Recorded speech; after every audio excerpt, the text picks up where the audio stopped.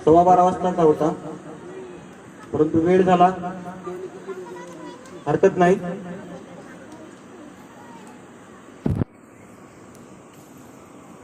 गुरुर ब्रह्मा गुरुर विष्णू गुरुर्देव महेश्वरा गुरुर साक्षात परब्रह्म तस्मै श्री गुरुवे नमः.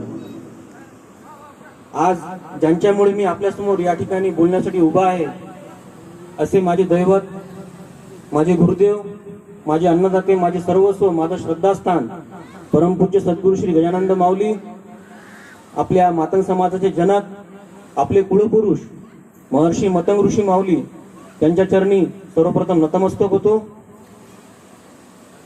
शोषितांवर होणाऱ्या अन्यायाविरुद्ध ज्यांनी आपल्या लेखणीद्वारे वाचा फोडली असे आपले आदरणीय साहित्यरत्न लोकशाहीर अण्णाभाऊ साठे, या मातीमध्ये ज्यांनी सर्वप्रथम क्रांतीची ज्योत पेटवली असे आद्य क्रांतिगुरु वस्ताद लहुजी साळवे, त्या दोहोंच्या चरणी विनम्र अभिवादन करतो. आणि आपल्या या सावंगा नगरीमध्ये आज परमपूज्य गुरुदेवांचं आगमन झालं, तर इथे येण्याचं विशेष कारण असं की आपल्या समाजाची प्रत्येक क्षेत्रामध्ये आता प्रगती व्हायला सुरुवात झाली आहे.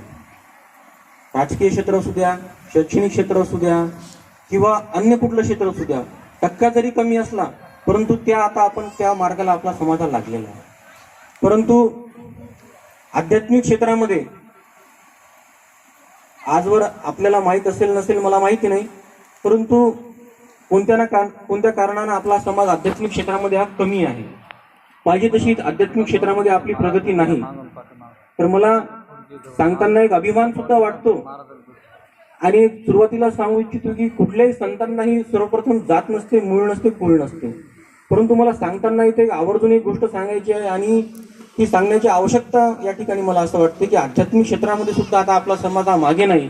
कारण आपल्या समाजाचे परमपूज्य सद्गुरू श्री गजानंद महाराज आपल्याला आता लाभलेले आहेत. हे विशेष करून आपण या ठिकाणी लक्षात घेतलं पाहिजे. आणि नुसतं लाभूनच नसून तर माझा आपल्या सर्वांना एक विनम्र प्रश्न आहे आपल्या उपस्थितांना.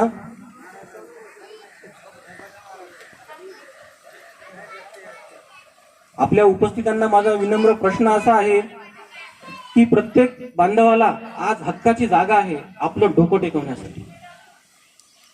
जसं की आपले बौद्ध समाज बांधव असतील तरी दीक्षाभूमीला आवर्जून जातात वर्षातून एकदा. आपले बंजारा बांधव असतील तर आपल्या शेजारीच इथं काशी क्षेत्र पोहरागड आहे, त्या ठिकाणी दूरदूरून पूर्ण भारत देशातून त्या ठिकाणी लोक येतात, भाविक भक्त येतात. परंतु आपल्या समाजाला हक्काचं स्थान कुठं असेल असं मला वाटत नाही. जर असेल तर आपण सांगावं की हक्काचं ठिकाण जिथे आपण हक्कानं जाऊ शकतो, त्या ठिकाणी आपण नतमस्तक होऊ शकतो. तर असं असेल असं मला वाटत नाही. परंतु ते स्थान परमपूज्य गुरुदेवांनी आपल्या सर्वांसाठी ते स्थान कासोड्या क्षेत्री निर्माण केलेलं आहे. म्हणून माझी ही सुद्धा विनंती राहणार आहे की आपल्या गावातील बरेच मंडळी त्या ठिकाणी आताच 8 दिवसापूर्वी 5 दिवसापूर्वी येऊन गेले. सर्व आपले युवक परिवार सुद्धा होता, महिला मंडळी सुद्धा होत्या. तर मी आपल्याला सुद्धा एकच सांगेल की आपण सुद्धा त्या ठिकाणी एकदा तरी येऊन जावं आणि आपलं काशी क्षेत्र आपल्या डोळ्यानं आपण निश्चित बघावं. आपला समाज हा आता इथून पुढे बऱ्याच लोकांना हे माहिती नसेल की महर्षी मतंग ऋषी हे आपल्या समाजाचे जनक आहे. तर हे ऋषी कोण होते? तर हे स्वरांचे जनक होते. महर्षी मतंग ऋषींचा हा इतिहास जर आपण बघितला तर हा रामायण काळाच्या पूर्वीचा इतिहास आहे. म्हणून रामायण काळाला आज जवळपास होऊन 10 ते 12 हजार वर्षापूर्वीचा हा काळ आहे. रामायण होऊन 10 ते 12 हजार वर्ष झालेली आहे. म्हणून त्यांचं असं विशेष असं लिखाण जर आम्ही विचार केला तरी आपल्याला वाचायला भेटणार नाही. परंतु मी आपल्याला खात्रीपूर्वक एक सांगू शकतो की आपण गुगलवर जर सर्च केलं महर्षी मतंग ऋषी म्हणून तर त्यांचा बृहद्दशी नावाचा ग्रंथ त्या ठिकाणी तिथं सरळ लिहून येते. सांगायचा उद्देश एवढाच आहे की आम्ही ज्या कुळातून आलेला आहोत, ज्या वंशातून आलेला आहोत, ज्या ऋषीच्या परंपरेतून आलेला आहोत, हे काही साधारण व्यक्तिमत्व नव्हतं. त्यांनी स्वरांची निर्मिती केली. ते स्वरांचे जनक होते. स्वर म्हणजे कोणते, जे तुम्ही आम्ही जे आज गायन केलं, इथं भाऊने गायन केलं, तर ह्या गायनाला एक स्वराचा साथ लागते. तर या स्वरांच्या निर्मितीचे जनक ते होते. बृहददशी नावाचा त्यांचा हा ग्रंथ होता. तर हा ग्रंथ आपण जर गुगलवर सर्च केलं तिथं आपल्याला सरळ त्याचं नाव तिथं पाहायला मिळतं. तर अशा या महान परंपरेतून तुम्ही आम्ही आलेलो असताना मधल्या काही काळामध्ये त्याचं लिखाण नव्हतं, ते ग्रंथ नव्हते. बराचसा काळ याच्यामध्ये निघून गेला. 150 वर्ष इंग्रजांचं राज्य होतं. याच्यामध्ये भरपूर मोठी ग्रंथसंपदा इंग्रजीतून घेऊन गेले. ते तुम्हाला आम्हाला इतिहासामध्ये माहिती आहे. म्हणून शबरी मातेचा ज्या वेळेला उल्लेख येतो, शबरी माता जी होती रामायणामध्ये, त्या शबरी मातेचा उल्लेख येतो की भिल्ल समाजाची एक शबरी माता होती. ज्या वेळेला तिचं लग्न ठरलं होतं, ती एका राजाची मुलगी होती. त्या लग्नामध्ये जेव्हा तिला कळलं की माझ्या लग्नामुळे बऱ्याचशा प्राण्यांचा इथं हत्या होणार आहे, तिथं पाहुणचार म्हणून गाई म्हशींची हत्या होणार होती, बैलांची कत्तल होणार होती, येणाऱ्या पाहुण्यांसाठी तो पाहुणचार होणार होता. परंतु ते शबरी मातेला त्या गोष्टीची ती गोष्ट लक्षात आली की माझ्या एकट्याच्या जीवासाठी, एकट्याच्या लग्नासाठी इतक्या मुक्या प्राण्यांचा बळी जाणार आहे. त्याच्यामुळे ती शबरी माता त्या ठिकाणाहून निघून गेली. जंगलामध्ये जात असताना महर्षी मतंग ऋषींचं त्या ठिकाणी आश्रम होतं. त्या आश्रमाच्या साह्यानं ती राहायला लागली. तिथं स्वच्छतेचं काम करायला लागली. तिथं आश्रमाचं झाडपूस करायला लागली. एके दिवशी गुरुजींच्या लक्षात आल्यानंतर हे लक्षात आलं की हे कोण आहे, की हे सर्व आश्रमाला सुंदर स्वच्छ करत आहे. तर त्या ठिकाणी शबरी मातेनं त्यांचा गुरु म्हणून स्वीकार केला आणि गुरु म्हणून, शिष्य म्हणून त्या ठिकाणी ती राहायला लागली. आणि जसं जसं शबरी मातेला त्या ठिकाणी ध्यानाद्वारे ज्ञानमार्ग प्राप्त होत गेला, तर तिनं आपल्या गुरुदेवांपुढे एक इच्छा व्यक्त केली, महर्षी मतंग ऋषींपुढे. मावल्या फक्त 5 मिनिटं द्या, जास्त तुम्हाला वेळ घेणार नाही, तुमच्यासाठीच आलेलो आहोत. मावशा फक्त 5 मिनिटं शांत राहा. घरच्या गोष्टी घरी पण होतात. शबरी मातेने त्या ठिकाणी आपल्या गुरुदेवांसमोर, महर्षी मतंग ऋषी समोर एक मागणं मागितलं की मला ईश्वर प्राप्ती झाली पाहिजे. मतंग ऋषी म्हणले की ईश्वर प्राप्तीसाठी तुला जास्त काही करायची गरज नाही, स्वतः ईश्वर या ठिकाणी चालवून येतील, तू इथंच थांब, आता माझा जाण्याचा वेळ आलेला आहे. मतंग ऋषींना त्यावेळेला ते शिव झाले, स्वर्गवास झाला, परंतु गुरूंच्या शब्दावर शबरी माता तिथेच थांबली.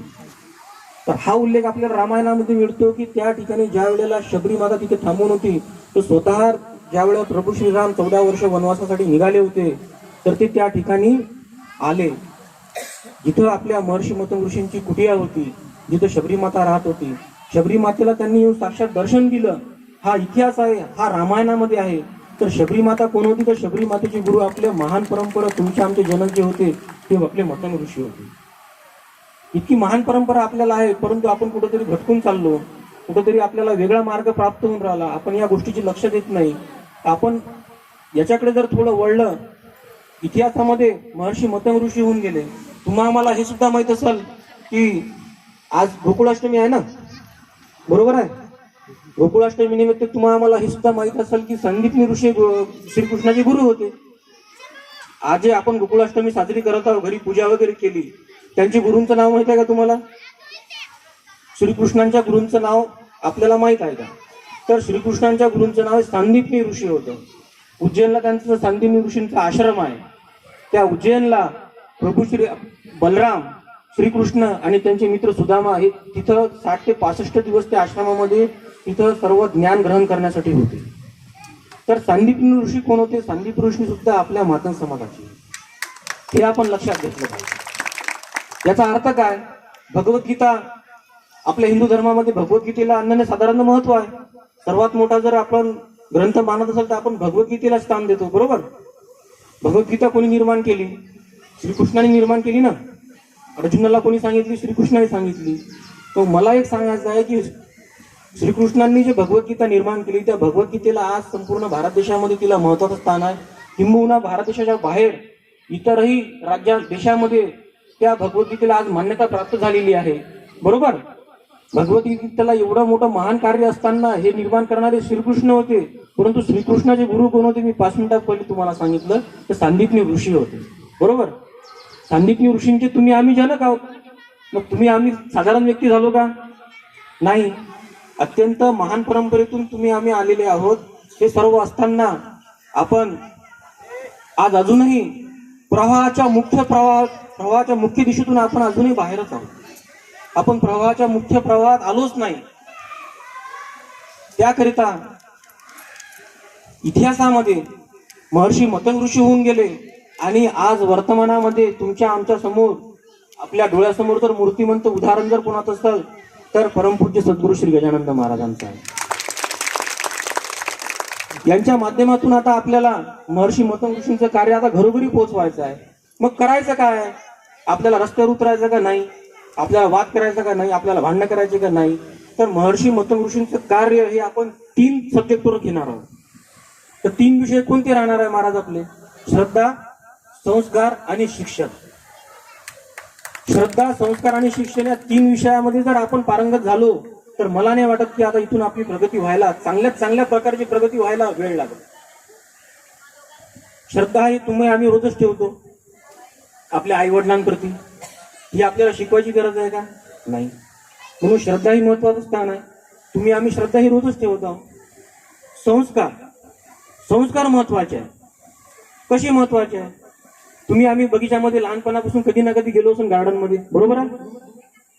या गार्डन मध्ये विविध प्रकारचे फुलं झाडं असतात, व्यवस्थित असतात, बरोबर? त्या गार्डन मध्ये गेल्यानंतर तुम्हाला आम्हाला एक वेगळ्या प्रकारचा आनंद भेटतो. पण तो आनंद कधी मिळतो? आज जंगलामध्ये सुद्धा झाड आहे आणि गार्डन मध्ये सुद्धा झाड आहे, बरोबर आहे? पण या 2 झाडांमध्ये फरक आहे. जंगलामधली झाडं आणि बगीच्यामधली झाडं, सर या 2 झाडांमध्ये फरक आहे. जंगलामधली झाडं ही आवाजोवी कशी वाढतात, बरोबर आहे? त्यांना जसं मिळालं तिकडे ते धावतात, तिकडे जसे वाढतात, साईडला म्हणा, वर म्हणा, उंच म्हणा, खाली म्हणा, ती आपल्याला बेरूप दिसते. पण बगीच्यामधली झाडं जेव्हा आपण पाहतो ते एक वेगळ्या प्रकारचा आल्हाददायक आनंद आपल्याला मिळतो. तर हा का प्राप्त झाला? त्या माळ्यानं, त्या गार्डन मधल्या व्यक्तीनं त्यांना लहानपणापासून त्यांच्यावर संस्कार केले. कुठले संस्कार केले? तर त्या झाडांना वेगवेगळ्या पद्धतीनं ते वेळोवेळी छाटत गेले, कट करत गेले. त्या फुलांना वेगवेगळ्या प्रकारचं खत दिलं, पाणी दिलं. त्यानंतर ते झाड बहरदार पद्धतीनं वाढलं, मोठं झालं आणि त्याला वेळोवेळी कटिंग झाली, छाटछूट झाली त्याची, त्या झाडाची. तेव्हाच त्याला आकार आणि सगळं स्वरूप आलं. ते कशामुळे शक्य झालं? संस्कारामुळे. म्हणून संस्काराची गरज आहे. तेच आपण जंगलामधली जर झाडं बघितली त्याच्यावर संस्कार झाला का? कुठला नाही झाला. त्याच्यावर कोणी लक्ष ठेवणार होतं का? नव्हतं. तर ते झाड त्याच्या पद्धतीने कसंही वाढलं. आणि त्याच उलट जर आपण बघितलं बगीच्यामधलं झाड, त्याच्यावर संस्कार झाले, त्याची योग्य पद्धतीनं निगा राखणी झाली, त्याच्यामुळे ते झाड व्यवस्थित झालं आणि दिसायला सुंदर झालं. काय झालं? त्यांच्यावर संस्कार झाले. तर या संस्काराचे सुद्धा आपल्याला आपल्या समाजात आता महत्व आहे. का महत्व आहे? तुम्हाला आम्हाला माहिती आहे की आपल्या समाजामध्ये व्यसनाचं प्रमाण जास्त आहे, बरोबर? व्यसनाचं प्रमाण जास्त आहे. आपला व्यक्ती दिवसभर जर 500-700 रुपये कमवत असेल तर त्याच्याहून त्याचा 80 ते 90% पैसे हे त्या व्यसनामध्ये खर्च होतात. पर्यायाने काय होते की घरचं तो घर सांभाळू शकत नाही. आणि त्याच्यानंतरची जी पिढी राहते, जे तरुण पोरं राहतात, त्या तरुण मुलांवर सुद्धा त्याच प्रकारचे संस्कार होतात की माझे वडीलच जर कुठल्या प्रकारचं लक्ष देत नसेल, आपला वडीलच जर आपल्या घरी दुपारी दिवसा ढवळ्या व्यसन करून जर पडून दिसत असेल तर त्या मुलावर काय संस्कार होणार आहे? त्याला त्याच्या जीवनामध्ये काही अर्थच राहत नाही, त्याच्यासमोर टार्गेट राहत नाही की मला भविष्यामध्ये काहीतरी प्राप्त करायचं आहे, मला चांगलं काहीतरी बनायचं आहे. म्हणून मायामाऊल्यांना, माझ्या बहिणींना, मातांना माझी विनंती असणार आहे की तुमच्यापासूनच सुरुवात होईल. तुम्ही जर त्या झाडाला, त्या पिल्ल्याला जर तुम्ही जर वेगळा आकार दिला, त्याच्यावर जर चांगले संस्कार दिले, घरचा माणूस काय करत असेल नसेल तो भाग वेगळा आहे, पण तुमच्या हातात जर त्याला जर तुम्ही संस्कार दिले, त्याला जर तुम्ही शिक्षणाकडे वळवण्याचा प्रयत्न केला, त्याला जर तुम्ही जबरदस्ती केली की बाबा कुठल्याही पद्धतीने काही कर, तू शिक्षण घे. कारण आज अण्णाभाऊसाठी कशामुळे मोठे झाले? आज ते 1.5 दिवस शाळेमध्ये गेले, पण त्यांनी जे लिखाण निर्माण केलं, त्यांनी जे कादंबऱ्या लिहिल्या, आज ते कादंबऱ्यावर मोठमोठे लोक PhD व्हायले. एवढी मोठी विपुल संपदा आपल्याजवळ आहे ना. कितीतरी लोक त्याच्यावर प्रबंध लिहितात, PhD झालेले आहे त्यांचा अभ्यास करून. जी व्यक्ती फक्त 1.5 दिवस शाळेमध्ये गेली, परंतु त्यांचे विचार चांगले होते, त्यांनी ते संस्कार स्वतःमध्ये आचरणात आणले आणि कितीतरी भरपूर मोठी विपुल ग्रंथसंपदा त्यांनी स्वतः निर्माण केली, लिखाण केलं. त्या लिखाणाच्या भरोश्यावर त्यांची श्रीमंती आज कुठल्याही प्रकारची बरोबरी कोणी त्यांची बरोबरी करू शकत नाही. एवढा मोठा आपल्याला वारसा या इतिहासामध्ये अलीकडल्या 100 वर्षामध्ये सुद्धा आहे आणि हजारो वर्षापूर्वी सुद्धा आपल्याला आहे. मग आपण कुठे मागे पडलो याचा आम्ही आता विचार केला पाहिजे. आता थोड्या दिवसा अगोदर या ठिकाणी जयंतीनिमित्त अण्णाभाऊ साठेंच्या आम्ही येऊन गेलो. नक्कीच आपल्याला जयंत्या हे साजऱ्या करावंच लागणार आहेत, कारण ते आपल्या समाजामध्ये ते महापुरुष होऊन गेले आणि हे महापुरुषांची नवीन पिढीला ओळख व्हावी यासाठी आपल्याला ही जयंती साजरीच करायची आहे. परंतु ही जयंती साजरी करत असताना त्या दिवशी आपण काहीतरी संकल्प केला पाहिजे. आपले जे तरुण मित्र असतील, तरुण पोरं असतील, याने संकल्प केला पाहिजे की इथून काहीतरी आपण घेऊन गेलो पाहिजे. आज जो कार्यक्रम आपण इथं घेत आहोत, माझ्यानंतर गुरु महाराज बोलणारच आहेत, बरोबर, परंतु इथून नुसतं खाली हात न जाता काहीतरी तुम्ही संकल्प मनाला बांधून जा की मी माझं जर मी सुधारवलं, माझ्या घरातून जर मी एक चांगला व्यक्ती निर्माण करू शकलो, तर माझा एक त्याला हेवा वाटेल की हा पोरगा कसा समोर गेला, बाजूच्या घराला हेवा वाटेल, त्याच्या बाजूच्या व्यक्तीला वाटेल की याच्या शिक्षणामध्ये हा मुलगा चांगला शिकून राहिला. पर्यायानं काय होईल की यानं ऑटोमॅटिक आपल्या परिवाराची जेव्हा प्रगती होईल तर तसं त्याच पद्धतीने आपल्या समाजाची सुद्धा प्रगती होईल. समाजाची प्रगती करायला कोणी वरून खालून तुम्ही अवतार पुरुष येणार नाही. आम्हाला सुरुवात करावं लागणार आहे, आपल्या घरातून सुरुवात करावं लागणार आहे. म्हणून शिक्षण क्षेत्रामध्ये आपण वळलं पाहिजे, शिक्षणासाठी आपण काम केलं पाहिजे. त्याच पद्धतीनं महर्षी मतंग ऋषींचं जे कार्य आपण आता हातामध्ये घेतलेलं आहे, आपले जनक आहे, आपलं मूळ आहे, आपलं कुळ आहे, हे आपल्याला घरोघरी पोहोचवायचं आहे. आणि त्यासाठी परमपूज्य गुरु महाराजांच्या मार्गदर्शनात, त्यांच्या नेतृत्वामध्ये आपण हे काम करणार आहोत. मी आता पण सांगितलं, श्रद्धा, संस्कार आणि शिक्षण या 3 विषयावर आपण हे काम करणार आहोत. आणि 3 विषय महत्वाचे घेऊन प्रत्येक घरोघरी आपल्याला हे विषय आता पोहोचवायचा आहे. श्रद्धा, संस्कार आणि शिक्षण. शिक्षणासाठी मी आपल्याला या ठिकाणी एक विनंती करेल की आपल्या समाजामध्ये जर कोणी अनाथ बालक असेल, ज्यांना मागपुढे कोणी नाही, ज्याचं कोणी वाली नाही, आणि तो जर व्यसनाच्या मार्गात लागत असेल, तर त्याचं जीवन व्यर्थ न घालता त्या निश्चितच गुरु महाराजांच्या चरणावर तुम्ही आणून द्या. आश्रमामध्ये त्याचा योग्य प्रकारे सांभाळ होईल. त्याचं सर्व, तो जर शिक्षणामध्ये हुशार असेल तर शिक्षण पण त्या ठिकाणी होईल. आणि इकडे तिकडं भटकल्यापेक्षा त्या ठिकाणी एक त्याला इज्जतीचं जीवन जगायला मिळेल. आणि गुरु महाराजांच्या सानिध्यामध्ये ज्यावर चांगले संस्कार होतील, तो नक्कीच जीवनामध्ये चांगला एक व्यक्ती या देशामध्ये घडायला त्याला अडचण कुठली राहणार नाही. म्हणून मी आपल्या सर्वांना विनंती करतो की आपण सर्वांनी आपल्या कासोड्या या ठिकाणी नक्की यावं. त्या ठिकाणी जुलै महिन्यामध्ये जे व्यास पौर्णिमा आहे, ते गुरुपौर्णिमा, खूप मोठा उत्सव असतो. माणसाला आयुष्यामध्ये गुरुही असले पाहिजे. आम्हाला जीवन जगताना जिवंत प्रत्येक जण जगूनच राहिलं. या पृथ्वीवर ज्यानं जन्म घेतला, तो मुका जीवजंतू असो किंवा आपला तुमचा मनुष्य असो, हा जीवन जगून राहिला. पण त्या जीवन जगण्याला काहीतरी अर्थ असला पाहिजे. हा अर्थ केव्हा प्राप्त होतो? आज जे मला हे स्टेज डेअरिंग जे मिळालं, आज मी तुमच्या समोर जे बोलत आहो, तर हे मी कुठून शिकून नाही आलो, हे फक्त माझ्या गुरु माऊलींचा आशीर्वाद आहे.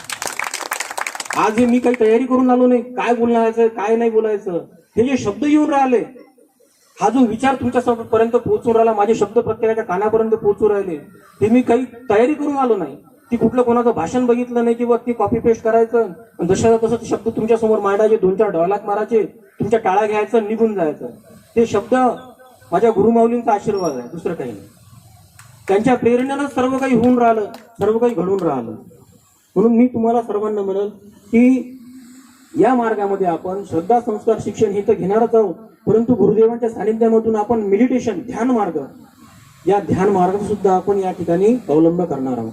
ध्यान काय असते?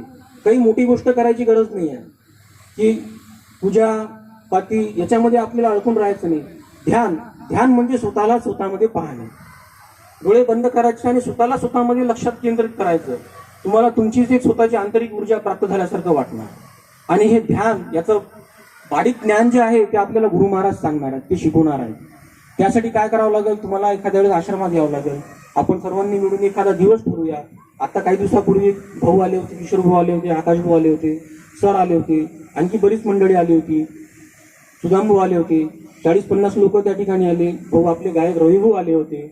तर त्यांचा अनुभव काय होता हे मी सांगितल्यापेक्षा तेच सुद्धा तुम्हाला सांगतील की त्या ठिकाणी गेल्यानंतर त्यांनी आम्हाला सांगितलं, परंतु तुम्हाला सांगितलं की नाही मला माहित नाही, परंतु त्यांचा जो काय अनुभव होता हे तुम्ही त्यांना विचारा. आश्रमात आल्यानंतर त्यांना काय फील झालं, कसं वाटलं, कारण कसं आहे, भाड्याच्या घरात राहणं पण स्वतःच्या घरात जाणं सर लय फरक आहे. बरोबर की नाही? भाड्याचं घर हे भाड्याचं घर असते, स्वतःचं घर हे स्वतःचं घर असते. बरोबर. भाड्याच्या घरात आपल्याला दर महिन्याला भाडा द्यावा लागतो, स्वतःच्या घरी आपण कितीतरी पिढ्यानपिढ्या त्या घरामध्ये आपण काढू शकतो. म्हणून मी तुम्हाला विनंती करणार आहे की तुम्ही एकदा आपल्या घरी येऊन बघा, आपलं घर कसं आहे, आपला आश्रम कसा आहे. आपल्याला गुरु महाराजांच्या माध्यमातून ध्यान मार्ग आपल्याला करायचा आहे. ध्यानाच्या मार्गातून जे 3 विषय आपण घेतले, या 3 विषयाचा सुद्धा अवलंब करायचा आहे आणि घरोघरी हा विषय पोहोचवायचा आहे. त्यासाठी तुम्ही आम्ही एवढेच लोक सीमित न राहता जास्तीत जास्त लोकांना पर्यंत आपण हा मेसेज देऊ आणि गुरु महाराजांचं कार्य हे आपल्या सर्वांच्या उपयोगी आणू. आज तुम्हा आम्हाला सुद्धा माहिती आहे की आपल्या शेजारी तिथं आपल्या डॉक्टर रामराव बापू होऊन गेलेले आहे. खरोखर उच्च कोटीचे संत होते, परंतु पाहिजे असं त्यांचा उपयोग समाज करू शकला नाही.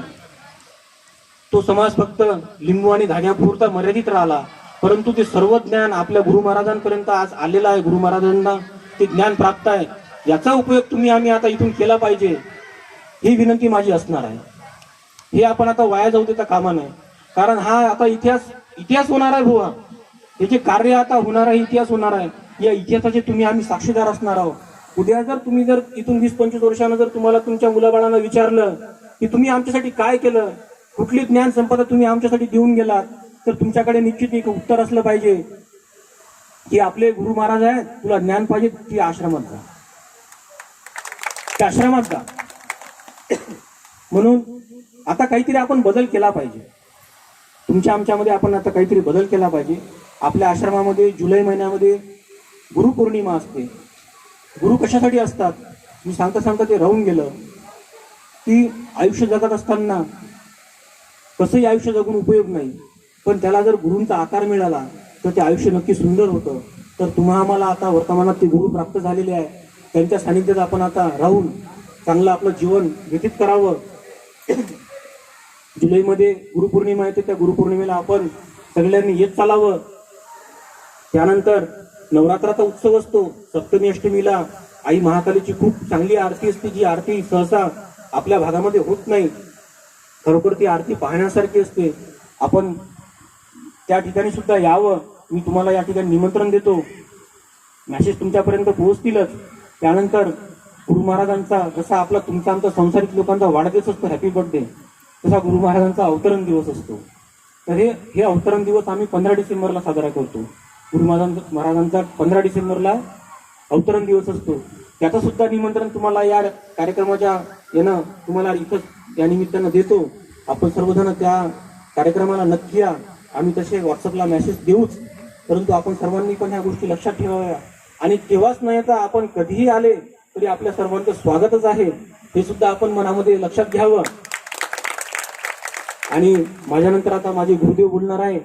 मला या ठिकाणी आयोजकांनी बोलण्याची संधी दिली, मी त्यांचा सुद्धा आभार व्यक्त करतो. अतिशय कमी वेळामध्ये अवघ्या 4 ते 5 दिवसामध्ये हा कार्यक्रम अरेंज केला, याकरता सर्व टीमचं मनापासून अभिनंदन करतो. आणि उत्तरोत्तर आपल्या समाजाची प्रगती हो अशी माझ्या गुरुमाऊली चरणी प्रार्थना करतो आणि माझे 2 शब्द थांबतो. धन्यवाद.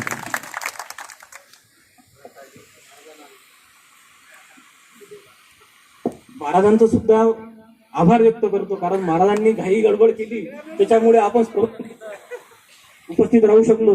महाराजांचा सुद्धा आभार व्यक्त करतो. माझ्यानंतर गुरु महाराज बोलतील. धन्यवाद.